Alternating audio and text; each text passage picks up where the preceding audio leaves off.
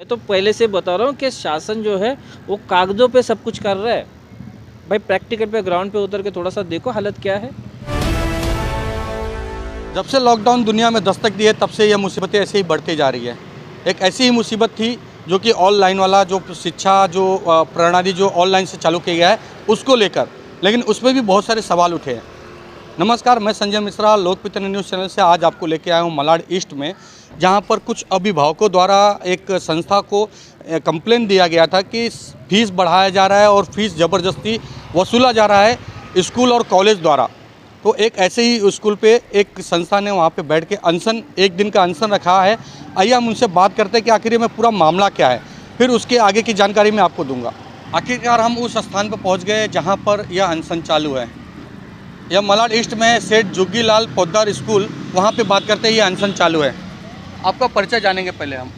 मी Pundalik Shantaram खरविलकर, okay, शिवसंस्कार प्रतिष्ठान अध्यक्ष आणि संस्थापक। अच्छा, ये क्या मसला है, आप अनशन पे आज क्यों बैठे हैं यहाँ पे? सर देखा जाए तो इस स्कूल के जो पेरेंट्स हैं उन्होंने हमारे पास एक आप क्या बोलेंगे कंप्लेंट डाली हाँ, कि भाई ये स्कूल जो है एक तो फीस बढ़ा रहा है, दूसरी बात ये फीस भरने के लिए ज़बरदस्ती की जा रही है और इसके खिलाफ खुद माननीय मुख्यमंत्री जी ने 8 मई को इसके लिए एक जीआर निकाला है।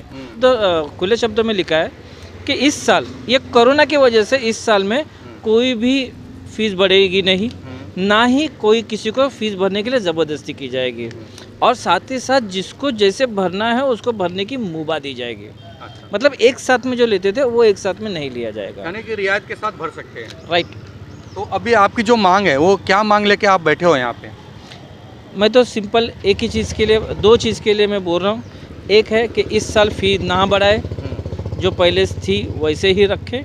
दूसरी चीज़, कम से कम इंसानियत के नाते आज की जो परिस्थिति है कोरोना के कारण से आई हुई, उसकी वजह से कम 50% डिस्काउंट दिया जाए। लेकिन ये जो स्कूल फीस ना भरने की बात कर रहे हो, तो स्कूल का खर्चा या स्कूल चलेगा कैसे?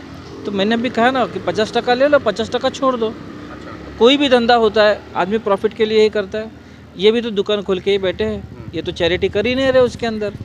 तो जो धंधा करने बैठा है तो उसको पता होता है ना भाई मुझे मार्जिन कितना है। जी, मैं 10 रुपये की चीज़ है वो 50 में बेचता हूँ या 40 में बेचता हूँ, वो बेचने वाले को पता रहता वैसे है। भी तो साल भर स्कूल बंद ही था, तो खर्चा तो है नहीं कुछ। नहीं फिर भी चलो मैं मान लो कि चलो आधा आधा खर्चा आ चुका है, तो कुछ ना कुछ तो कर सकते। मैं तो कहता हूँ कि इस साल कम से कम अपना प्रॉफिट ही छोड़ दो ना।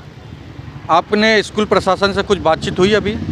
पिछले 6 महीने से हम लोग इस चीज़ के पीछे पड़े हुए हैं। पहले तो गवर्नमेंट शालेय शिक्षण विभाग जो है उनको लेटर लिखे गए, ये मेल है शालेय शिक्षण विभाग को डाले हुए।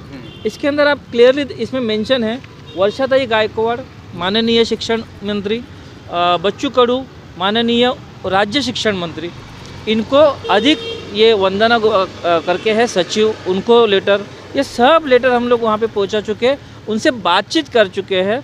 बट उन लोग खाजगी स्कूल होने की वजह से वो ज़बरदस्ती नहीं करना चाहते। तो स्कूल के मालिकों से भी कुछ बातचीत हुई आपकी? स्कूल की उनका क्या कहना है? स्कूल के पीआरओ मिस्टर राणे और ओम प्रकाश, इनके साथ एक बार बैठक हो चुकी है। क्या कहना था उनका? पहले हमने उनको एक निवेदन दिया, फिर उन्होंने कहा कि आप एक काम करो, एक सोमवार मतलब 2 तारीख को सोमवार 2 नवंबर के सोमवार को मिलने के लिए बातचीत के लिए बुलाया उन्होंने।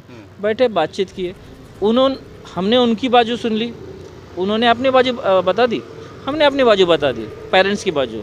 मैं बोला सर देखो दोनों तरफ से खींचेंगे ना तो ये टूटने वाला है आज नहीं तो कल। उससे अच्छा दोनों तरफ से थोड़ा थोड़ा डील दे दो और कोई भी एक बीच का रास्ता निकाल दो, सिंपल है। मुझे पता है कि आपको भी थोड़ा खर्चा है, इनको भी थोड़ा भोगना पड़ेगा, पर दोनों के बीच का कोई ना कोई तो रास्ता होता ही है ना, अगर करना चाहे तो बस निकालो, और क्या है। तो उन्होंने उस वक्त तो कमिट किया था कि हाँ हम लोग करेंगे, बट वो कमिटमेंट उन्होंने। तो ये कितने दिन चलने वाला है आपका अनशन? देखिए आज ये जो अनशन जो है वो आज का 1 दिन का है। हमने उस निवेदन में कहा था कि आपके खिलाफ एक आंदोलन छेड़ा जाएगा और वो आज है। आज इस आंदोलन की खबर देते वक्त हमने उनको बोला था कि आज ये ट्रेलर है, पिक्चर अभी बाकी है। तो ये जो है वो 1 दिन का ट्रेलर है। अगर आपने इसके भी आगे कुछ भी डिसीज़न नहीं दिया तो आज़ाद मैदान पे होगा शालेय शिक्षण विभाग, बच्चू कडू और वर्षाताई गायकवाड़ के सामने। तो अभी तो आधा दिन बीतने को आ रहा है, कुछ मैसेज आया कि आप उठ जाओ या बैठे रहो या कुछ इस तरह का आश्वासन कहीं से कुछ आया आपको? सुबह तो पहले तो बैठने ही नहीं दिया जा रहा था, बोल रहे थे कि फुटपाथ उनकी खुद के मालिक की है। हाँ। तो मैंने बताया भाई मालिकाना पेपर दिखा दो। हाँ।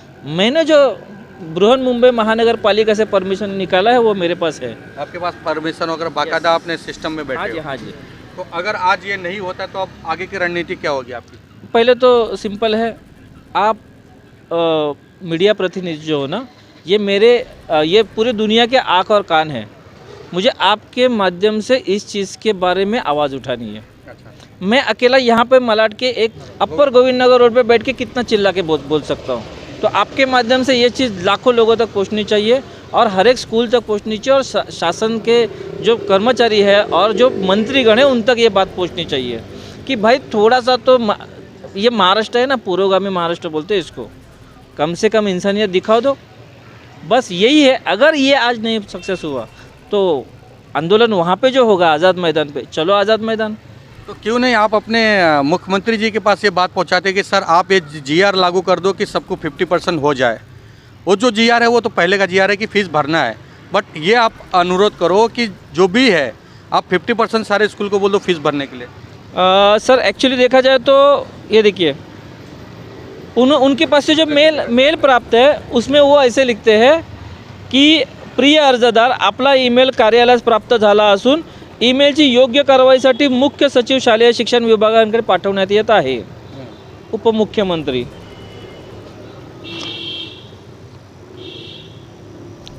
मुख्यमंत्री मतलब हमारे जो माननीय उद्धव जी ठाकरे हैं और साथ ही साथ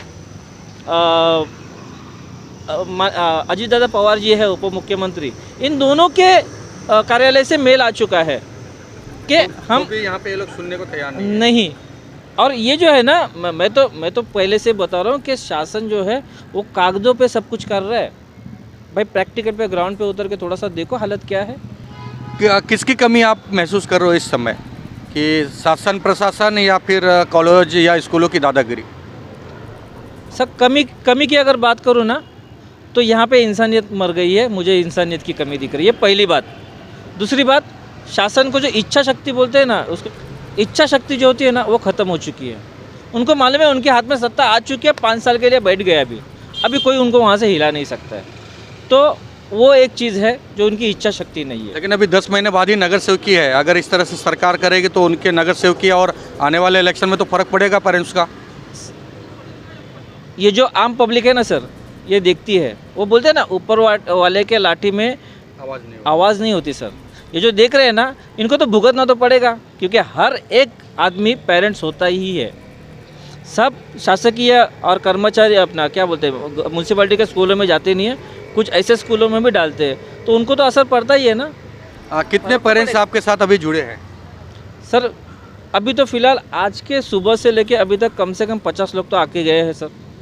खाने का वक्त हो चुका है तो वो लोग बोले कि हम लोग खाना वाना खा के वापस आ जाएंगे। मैं बोला वांदा नहीं, आ जाओ। पेरेंट्स भी आपके साथ कंधे से कंधा मिला हाँ जी, हाँ जी। देखने वाली बात ये होगी कि जैसे जैसे कोरोना काल बीतता जा रहा है, मुसीबतें और बढ़ती जा रही है। पहले तो कोरोना काल में जो महंगाई थी वो मारी, अब ये फीस, और आने वाले दिनों में अभी भी स्कूल खुलने की कोई गुंजाइश नहीं आ रही है। और ऐसे में यदि ऐसे संस्थान किसी की मांग लेकर बैठते हैं तो उस पर सरकार को ध्यान देना जरूरी है, क्योंकि आने वाले कुछ ही दिनों में वो चुनाव आने वाला है। तो चुनाव को मद्देनज़र रखते हुए पेरेंट्स के लिए, ना कि संस्थाओं के लिए, पेरेंट्स के लिए सरकार को कुछ ना कुछ करना चाहिए। और इस फीस मांग को लेकर जो जगह जगह पे बहुत सारे मुद्दाएं उठ रही है, उसका जल्द से जल्द निवारण करना चाहिए। अन्यथा आज यहाँ हुआ है, कल आज़ाद मैदान या फिर पूरे मुंबई में ऐसे आंदोलन होने में कोई रोक नहीं पाएगा। हमारी भी एक गुजारिश है, क्योंकि हम भी एक पेरेंट्स हैं, हम भी एक बच्चे के माँ बाप हैं, हमें भी ऐसी रियायत मिलनी चाहिए, क्योंकि कोरोना काल में बहुत ही महंगाई हुई है। मैं संजय मिश्रा, लोकमित्र न्यूज़ चैनल, मलाड ईस्ट से।